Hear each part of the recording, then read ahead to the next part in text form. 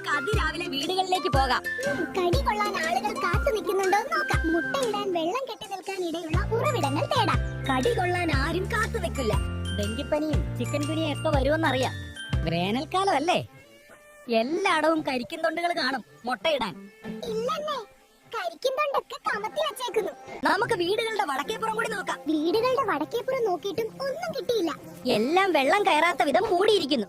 നമുക്ക് ആമ്പലുള്ള സിമന്റ് തൊടികളിൽ പോയാലോ? ഇതിലൊക്കെ ഗപ്പി മീനിനെ വളർത്തുന്നുണ്ട്. നടക്കില്ല. ഇവിടെയും വെള്ളം കെട്ടി നിൽക്കുന്ന സ്ഥലമൊന്നും കാണുന്നില്ലല്ലോ. എല്ലാവരും നല്ല ജാഗ്രതയിലാണ്. ഇങ്ങനെ പോയാൽ മുട്ടയിടാൻ സ്ഥലമില്ല. പ്രിയ എഡിസേ, നമുക്കിനി തോട്ടങ്ങളിൽ ചെന്ന് രാപാർക്കാം. എന്തിന്?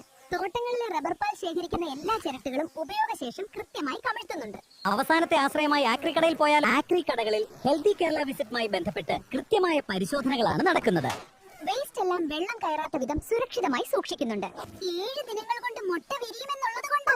വെള്ളിയാഴ്ച സ്കൂളില്, ശനിയാഴ്ച സ്ഥാപനങ്ങളില്, ഞായറാഴ്ച വീടുകളില്, ആഴ്ചയിൽ ഒരിക്കൽ ഉറവിട നശീകരണം. കടുത്ത വേനലാണ്.